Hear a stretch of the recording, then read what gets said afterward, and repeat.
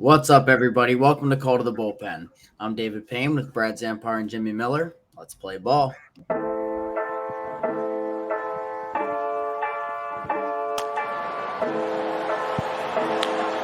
Bouncer down the line, Urshela, backhand, long throw, the stretch at first, out at first! Fly that one deep toward the wall, backing up Bay, reaching, what a catch! A spectacular grab by Bay. A high fly ball to right from Peterson, hit well, Renfroe got turned around, and somehow, that was ridiculous! This play. Throw the glove out just in case.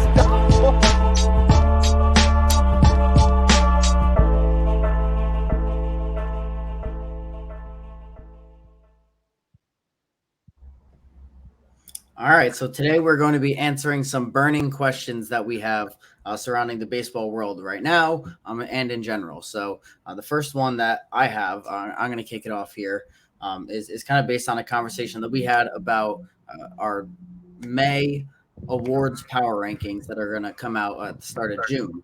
We were talking about, who we think the front runners are for each of the awards here. And something that came up is in the American League Rookie of the Year. I'm talking about it's not the typical guys that we predicted at the beginning of the year with. I think Jimmy picked Hunter Brown.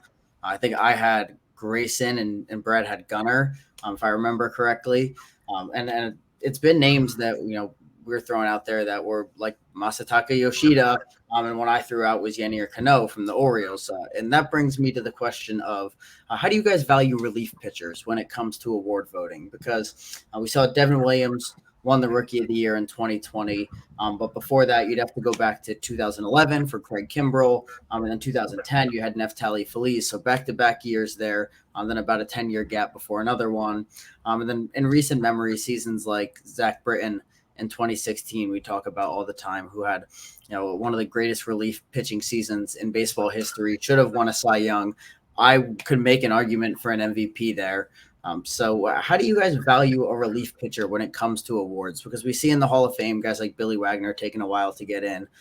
They kind of have a discount there in Hall of Fame voting. So when it comes to year awards, what do you place on a relief pitcher? How do you evaluate that? I think it's so tough, especially when you talk about like the MVP. You're talking about going against guys that play every day, or even with the Cy Young guys that go every fifth day and pitch 180 plus innings. It makes it tough. So going from 2020 when Williams won, he had a 60 game sample. It's a lot easier to have a dominant season as a reliever when you're talking 60 games. You see a lot of relievers get up and down throughout the season, but that 60 game period kind of made it easy to stay that dominant for that short a period of time. So I think it is tough. I don't know where I'd rank or put relievers as far as awards go, only because they're not out there playing 600 plus plate appearances or 180 plus innings, 30 plus starts. So it makes it tough when you don't see them as much. They're not the faces of baseball. Yeah, position guys are always going to have the advantage over relief pitchers and even starting pitchers for that matter, because they're out there every day, they're taking their at-bats, and these guys are pitching maybe 3 times a week at most. And it's definitely tough. I feel like for relievers like Cano, who's not going to pick up the saves that a lot of the closers are going to pick up, he's got to do incredible stuff, like what he's doing right now. Like I would if the All-Star game was today, Cano would probably be on the All-Star team, but in July he's going to have to do this up until July, the start of July, for him to have a legit chance at this, because a lot of those vote guys are going to be a lot of the with the players and coaches and the GMs or whatever who else votes on who should be all-stars. They're going to look at the saves and they're just going to immediately assume that the saves mean more than pitchers who are going in there and not picking up saves or holds. Yeah, I think for me, the answer is that it's on a real case-by-case basis. There's no general formula for how you're going to evaluate. It's kind of in the same vein as like a DH or something. It's a case by case. When you have a guy go out there like Zach Britton and throw up a .54 ERA over 69 games, like that's enough that's a front runner for awards in my opinion. But a guy goes out and puts up a 1.2 ERA. Just as a normal setup man or something, that doesn't count as much. I agree. So I think it's really a case by case basis there. But I'm going to throw it to Jimmy for one of his questions now. Yeah, I'd say I've kind of talked to a lot of people, and they want me to kind of ask this. I'd say, who is the biggest disappointment so far in baseball team-wise? I kind of look to the Mets and Padres. I don't know if I'd put them, 1 and 2 probably. I don't know who I'd put 1, who I'd put 2. I think they were 1 and 2 in our Sour rankings this week, as we'll talk about. But I'd probably go Mets 1, only because the expectations were so high. Padres, you could say they've been without Tatis, so from day one they were kind of at a disadvantage. While the Mets just have been outright underperforming. You could say last year they overperformed guys like Canna, guys like that stature. They're not going to hit as well. They're not going to hit 270 back-to-back years. So I think they kind of saw a bit of an overperformance last year. So I don't know if this is just underperforming or just players of mid players playing like mid players. You're muted. Yeah, it's kind of interesting because like the Padres and the Mets, they've both kind of underperformed, but they're also like right around that 500 mark. All they need is a good week of play to really get back up there and really throw themselves back into the race. The two that I would have would probably be Chicago White Sox or the St. Louis Cardinals. I'd probably go with the Cardinals.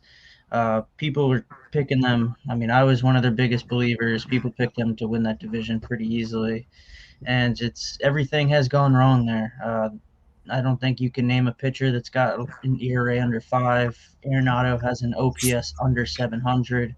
It's just been the whole Wilson Contreras debacle is just a whole nother conversation in itself. And I think everything there has just gone down, and it's just continuing to snowball. Yeah, I think that the Cardinals are the pretty obvious answer. Definitely for Brad, picking them to run away with the Central there. But I'm going to throw out a bit of an interesting one. I mean, the Padres and the Mets, both, like Brad said, 3 games under. It's something that they can come back from in the long term. But I think that disappointing in terms of play, I'll go Cardinals. But disappointing in terms of what 2023 has become, the San Francisco Giants. They went out and they plan to have this huge offseason. They plan to compete this year. They plan to go for the West this year. Miss out on Judge. Miss out on Correa. You got the maybe Cy Young leader Logan Webb on your ball club, and you're sitting at 17 and 23 in 4th place in the division. So for me, that's a big disappointment as a season. Just what this whole season became when they expected to come in as contenders. But Brad, what is your next question for us? So my first question is going to be that we haven't seen a no-hitter yet. And I want to ask, how many no-hitters do you think are thrown this year? Do you think we get a perfect game? And one guy you think that is going to throw a no-hitter this year? So I'm going to go with 4 no-hitters for the rest of the year. I feel like we'll get a couple that'll be kind of grouped together, and then maybe 1 or 2 down the stretch. And for the guy that I think is going to throw it, I'm going to take Nathan Eovaldi. He has been downright disgusting this year. He's got the longest streak right now in baseball. I think it's Clayton Kershaw-esque of what he was doing in his prime. He's got 4 consecutive starts of 8+ innings, shutout baseball. I feel like he'll be able to get 1 this year. I think that there's going to be 2 this year. And I think that we saw Eduardo Rodriguez almost no-hit the Orioles, almost perfect game the Orioles. And if Eduardo Rodriguez could face his own team, if he could face the Tigers, I would pick him for next. But I'm going to say that Garrett Cole gets his no-hitter, and that Cole throws the first no-hitter of this year. And then Erod's going to throw the second one. But Cole's going to throw the first one. No perfect game. I think it's possible now. I'm not sure that it's going to be something that happens anytime soon. It seems to be I don't know, it's been what, 11 years now since the last perfect game. So that might be one of those things that is a once in a blue moon occurrence now. But I'm going to say Garrett Cole. Yeah, I think there is going to be one no hitter, and I think it's going to be Verlander. He looked very good last start. I think that he's kind of building up his innings. Last start he was touching 98. I think he might have even touched 99. So we're kind of seeing vintage Verlander. As we all know, as he gets deeper and deeper into games, his velocity gets up.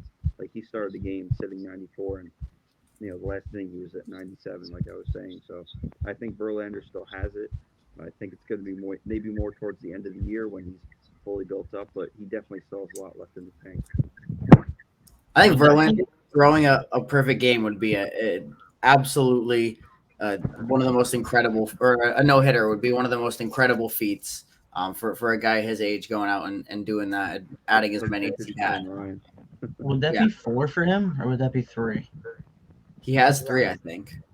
Yeah, because I think he's no hit the Blue Jays twice.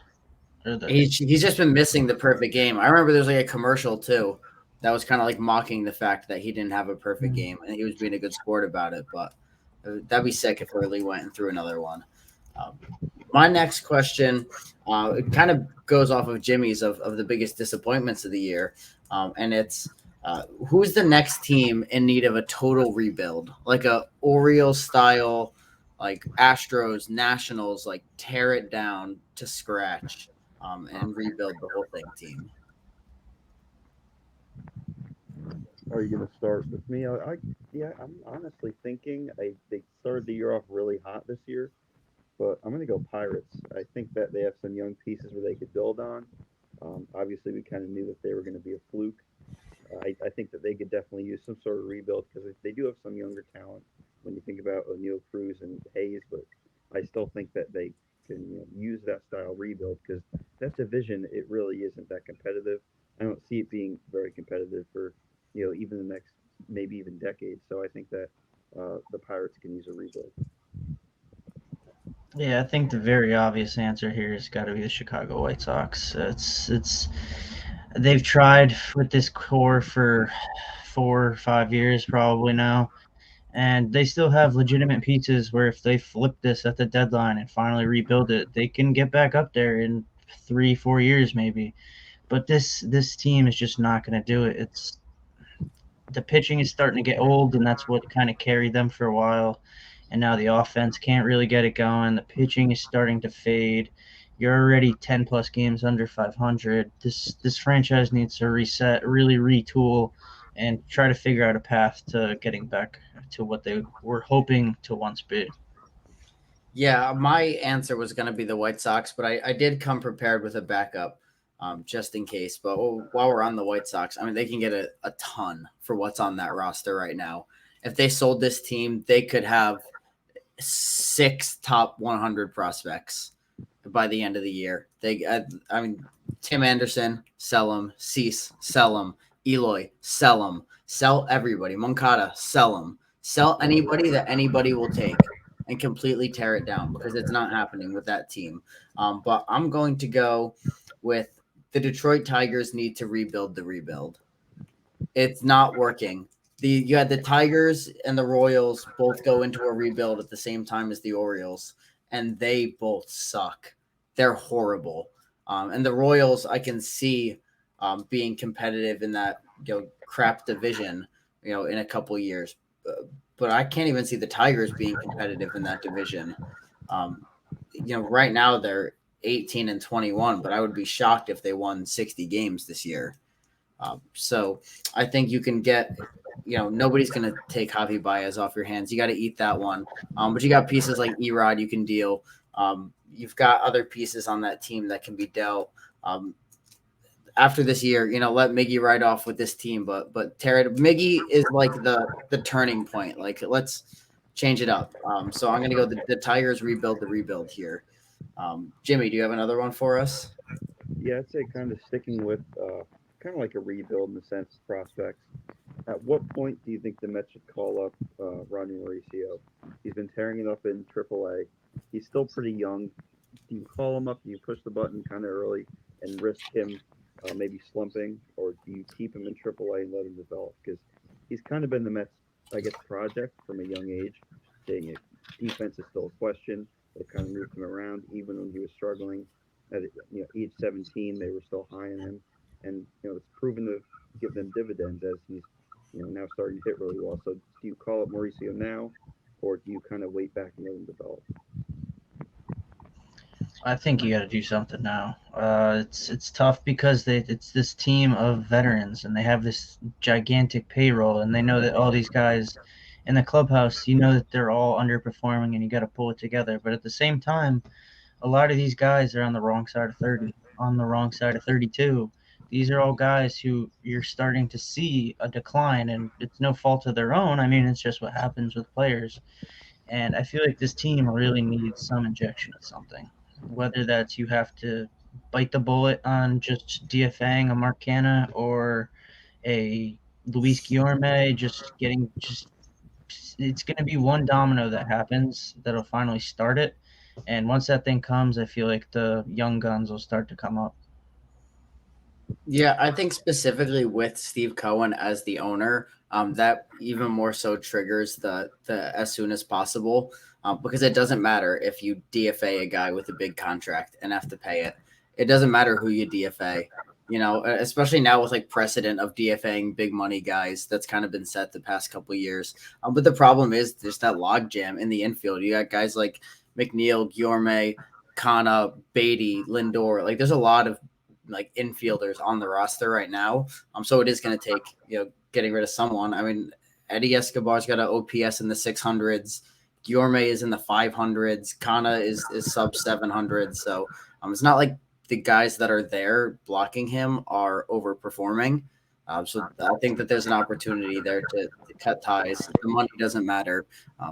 Pull the trigger because the team does need a spark. I think missing out on Correa was a big make or break thing. And the team could use some kind of spark added. So I'm going with ASAP like Brad. So Brad, my next one would be so far this year. What is one thing that you think is guaranteed to happen or continue to hold throughout the rest of this season, and something that you would put like your life savings on that's guaranteed to happen through the end of the season? If you want me to start with mine, I'll start with mine. That's a good question. So mine is going to be that Ronald Acuna Jr. wins the NL MVP. I'm going to say that that's what he's going to do. I've been waiting for this outbreak from him for a couple years now, fully off his ACL injury, and I think he's going to hold this thing down and run away with that. That's a good question. That's a tough one. I think I would go with my life savings on one. I'm gonna say the Atlanta Braves winning the NL East. But I'm actually gonna only put 75% on that, and I'm gonna throw another 25% and hedge my bet on Luis Arias winning the NL batting title. Two there that I think that are gonna hold on throughout the rest of the season. So that's my answer. All right, so I'll go kind of negative part. I'd say Nestor Cortez continues to suck. I don't think that he's going to stay that like as good as he was last year. To me, he was kind of like a novelty. I mean, I feel like guys of that stature, especially the pitch clock, guys that rely on deception, it's obviously something you think about from pitch to pitch. What arm angle am I going to use? Am I going to quick pitch? With Nestor, it's like, he's going to have to keep working at this pace, and it's showing that he can't maintain that. Same with Manoah. He's another one you could add, Manoah and Nestor. I don't think that either of them are going to really have sub 4 ERAs this year because I just don't think that they're built to work at this pace. I'd also say the Mets winning under 85 games. I don't see them winning more than 85. So I don't want to say my life savings on that. A little more confident on Nestor continuing to suck, but I don't think the Mets are a legitimately good team. We've seen it so far this year with how many series they've lost against bad teams. What do we consider Nestor suck? Because he's over a 5 right now. Are we talking over a 5, over a 4? What do you consider suck? I'd say over a 4. Yeah, I'd say like yeah, 4.2 even 420, 430. Considering what was he last year, like a 2.5 or something, like 2.7. So I mean, he showed that he could be an ace, and to go from like a 2.5 to a 4.5 is, that's not good. And, Cole's been good, but they need that too, and I don't think Nestor is really doing that, especially with Rodon being out. The thing with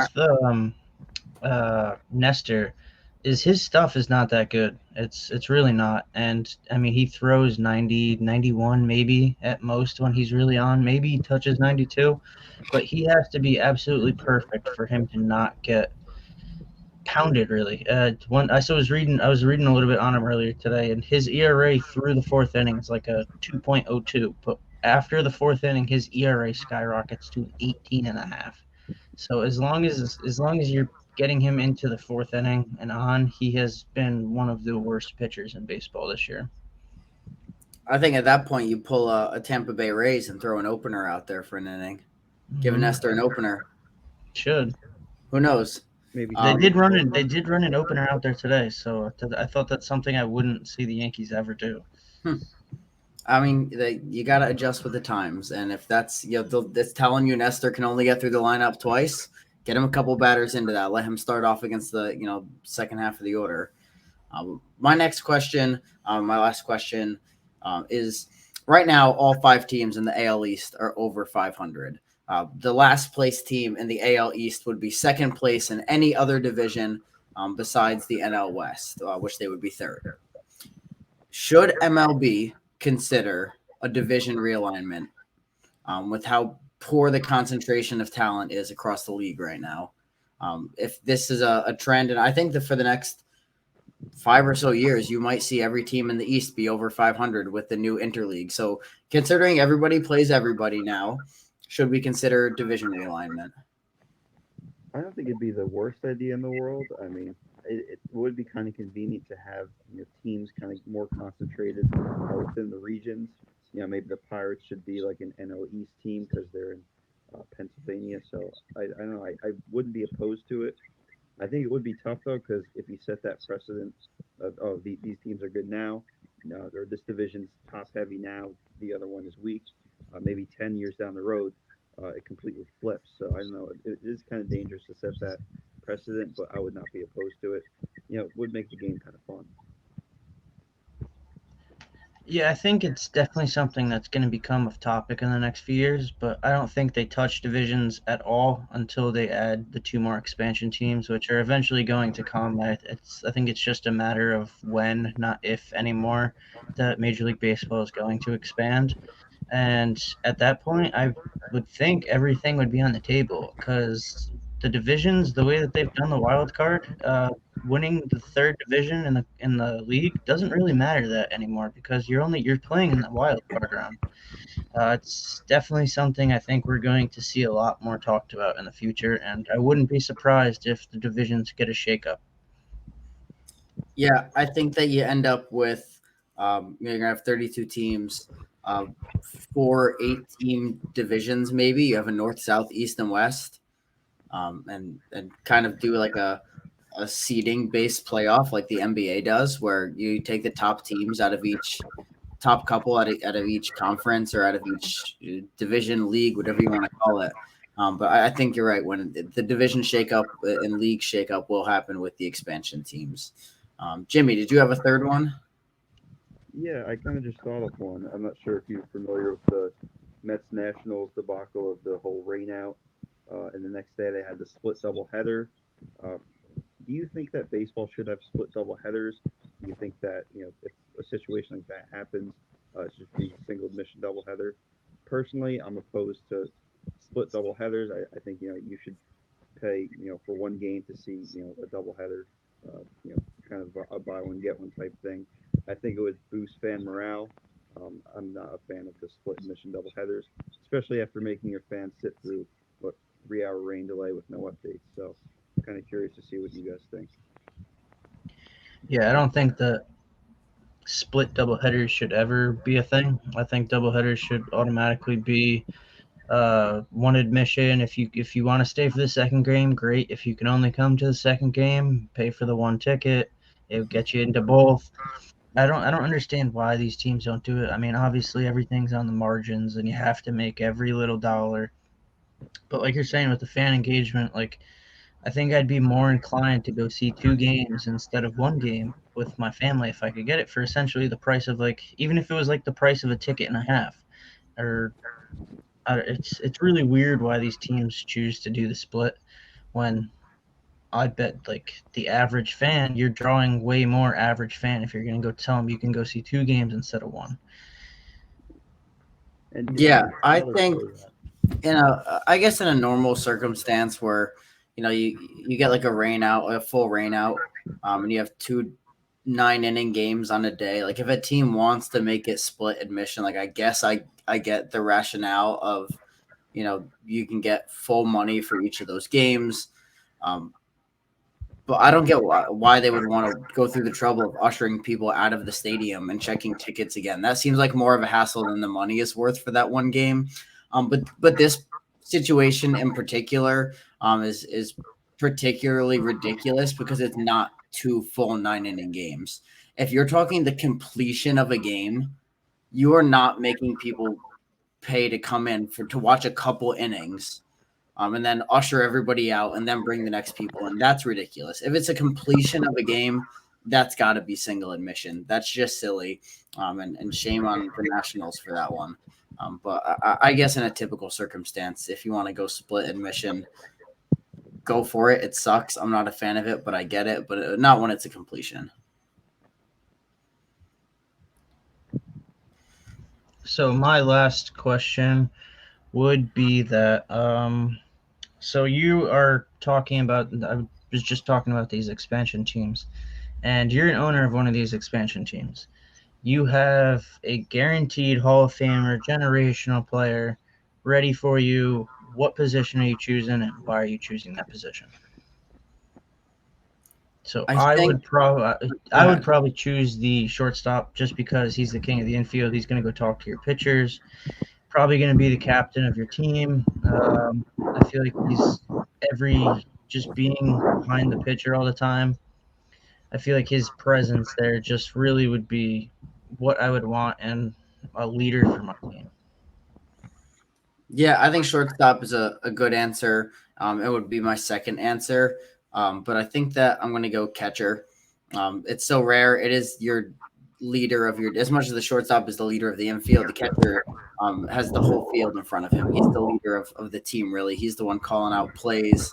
He's the one calling pitches, making your pitchers better. So you have a Hall of Fame catcher. All your pitchers are going to look better. And I don't know, maybe it's a bias thing, being the O's fan and having hopefully Hall of Fame catcher, right now, a guy who is talked about like that, and seeing the impact of what a catcher can have. Adley just finished his first 162 in the big leagues, and the Orioles were on a 93 win pace over those 162. So you can see the difference that a catcher makes just there. But I'm just being that leader of your team, and then after his playing career is over, you have your next manager too. So. Yeah, I'd probably go center field, honestly. You think about center fielders, aside from Trout, it's a position kind of like catcher that, and maybe even shortstop that you kind of age out of as you get older. I think to have a dynamic center fielder is important. It's kind of like the king of the outfield. I think it's really tough to find a guy like Trout that can hit 30 plus home runs, hit 300, and even play great defense. I mean, Trout, decent defender, but I mean, if you get a guy like Cedric Mullins, imagine a guy like Cedric Mullins hitting 30 home runs. Obviously, he could steal, but also hitting 300 with a 900 plus OPS. So I think center field would be a good place to start. A lot of those guys are most athletic players, so it would definitely be exciting to watch that. Yeah, and I think those three are the only three answers. Honestly, any of those three answers could have been the right answer, but I don't think that I would accept an answer other than those three. So kind of cool that we touched on all three of those. But that wraps up this segment for this episode, and now we're going to go on to our typical rest of the episode with Jimmy and our MLB Players of the Week here. So AL Player of the Week, Harrison Bader shined for the Yankees, but I went with Anthony Rizzo. 12 hits, 3 home runs, 6 RBI, 444 average, 815 slug, and a 1346 OPS. NL Player of the Week, kind of a big prospect that didn't really pan out for his old team, but really is panning out for the Reds and Jake Fraley. 7 hits, 3 home runs, 10 RBI, 413 average, a 1063 slug, and a 1533 OPS. The AL Pitcher of the Week, a guy the Mets had. I'm sure they could really use him now. Big innings eater in Chris Bassett. He threw a complete game shutout against the Braves. Obviously, no runs, 8 strikeouts, 2 hits, and 2 walks. NL Pitcher of the Week, another shutout in Mitch Keller of the Pirates against the Rockies. Very similar numbers. No runs, 8 strikeouts, 4 hits, and just 1 walk. AL Rookie of the Week is Bryce Miller of the Mariners. Over 2 games, he won both. 13 innings pitched, no runs, 8 strikeouts, 5 hits, and just 1 walk, which for a rookie, over 2 starts to just allow a walk is really impressive. And the NL Rookie of the Week is Dominic Fletcher of the Diamondbacks. Kind of really came out of nowhere, but has been doing really well. 11 hits, 2 doubles, a triple, 2 home runs, 11 RBI, 500 batting average, 955 slug, and a 1476 OPS. I just had like war flashbacks when you said Mitch Keller. Mitch Keller just absolutely dominated the Orioles yesterday. It was disgusting to watch. I hated every second of it, but it's probably he's gonna put himself in the running for the award for the next week too. So maybe we'll have a back-to-back there. But now we're gonna go with the Major League Umpires of the Week. So these 2 umpires this week could not have been on the more opposite spectrums of their own demise and appreciation. So our best umpire was Junior Valentine. He did the game Tuesday in Kansas City with the White Sox in town. White Sox won the game 4-2. His overall accuracy for the day 99%, consistency 95, called ball 100, and his called strike was 97. His relative accuracy was 4.8% average, better than your expected umpire, 5.4 more correct calls. Overall factor was 0.05 runs for the White Sox, and his only missed call of the day came in the first inning. Bases empties, 0-0 count. He was that close to a perfect game. And Emil Jimenez, he did the game Monday, last Monday, not today, in San Francisco with the Washington Nationals in town. Overall accuracy, 84%. Overall consistency, 87%. Called ball, 92%, and his called strike was 70%. So overall factor was plus 1.56 runs for the Giants, and his relative accuracy was negative 8.9%, or 10.5 fewer correct calls than your average umpire. And that was the worst official scored umpire since 2019, so was the worst game by an umpire in over 4 years. What does it say about the Giants that he gave them more runs than they scored? That's kind of embarrassing. The umpire gifted you these runs and you could not score them. That's unfortunate. But Emil, we hope that you bounce back. We hope that we get you as a best umpire. It's all about how you rebound from this, man. So now we're going to go down to the farm for the minor league players of the week. So our AAA was Tyler Fitzgerald. He's an infielder for these San Francisco Giants with the Sacramento River Cats. 25 years old, was a 2019 fourth rounder out of the University of Louisville. Not inside the Giants' top 30. He's kind of ripped through AA and now AAA, and I would imagine that he's going to debut at some point this year. This past week, he had 8 runs scored, doubled 3 times, homered 3 times, drove in 6, stole 3 bags, and had a 1579 OPS.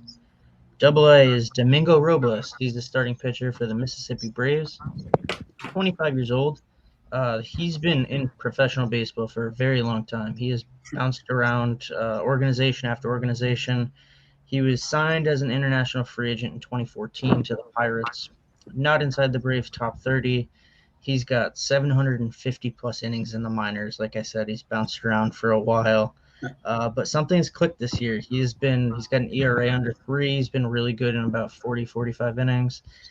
This past week, he went 6 innings, allowed 4 hits, didn't give up an earned run, walked 2, and struck out 11. High A, Justice Bigby. He's the first baseman for the West Michigan Whitecaps. 24 years old, was a 2021 19th rounder, 555th overall out of Western Carolina. Not inside the Tigers' top 30. It's interesting that he spent so much time down in low A for before this call up this past week. Especially as a college graduate, you don't really see those guys stay down there for more than half a season or so. This past week, scored 7 runs, doubled 4 times, homered twice, drove in 9, and for America, he had a 1776 OPS. Low A was Blake Adams. He's a starting pitcher for the Fresno Grizzlies. 22 years old, was a 2022 13th rounder out of Kansas State.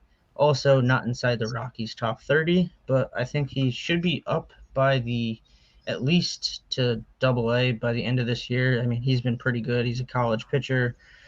This past week, he went 7 innings, gave up only 4 hits, 1 earned run, didn't walk anybody, and struck out 9. All right, and back to the big league side. We are going to the power and sour rankings.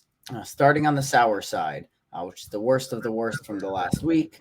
Number 1, I would say sorry, Jim, but Jim was probably the biggest advocate for the Mets to be number 1 on the sour rankings. So the Mets, who were number 3 in the previous week, fall to number 1 now. Number 2 is the San Diego Padres, who, like we mentioned, are disappointing, but at least the dugout vibes are good. They're all having a good time, laughing, hanging out in the dugout. So losing is fun in San Diego, at least. Number 3, the Pittsburgh Pirates are finally being exposed as the frauds that we knew that they were. We were never bought in on the Pirates. Hot starts happen all the time, and they're finally being exposed. So they go from not ranked to number 3. St. Louis Cardinals are up from number 1 to number 4. Getting a little bit better, I guess. Nolan is starting to click, but still in this deep hole that they dug themselves into. Number 5, the Oakland Athletics continue to be one of the worst teams in baseball history with single-digit wins still. They have 9 wins on the season. So the A's come in at number 5. Over to the power ranking side, jumping right to number 5. The Toronto Blue Jays fall 1 spot to number 5. They were number 4 last week. Jumping all the way up from number 6 is the LA Dodgers, back on the power rankings, back in the top 5. Last week, they were number 6. They're up to number 4 now. Number 3, the Baltimore Orioles, holding steady at 3 after taking a series from the Pirates and the Rays. Number 2, the Atlanta Braves hold strong at number 2, and that means that the Tampa Bay Rays are still holding strong at number 1. So 3 weeks in a row that the Orioles, Braves, and Rays hold their spots there. That wraps it up for this week's episode. We'll be back next week with another episode. If y'all want to check out the rest of the power rankings, head to @CTBP Pod. Check out 6 through 10 there, plus Ed Gonell's live streams for Call to the Show, Sunday Night Baseball Pick'em, MLB Research Stat of the Week, Brad's must-see matchups of the weekend, Almost Friday posts, and more. We'll see you all next week with another episode.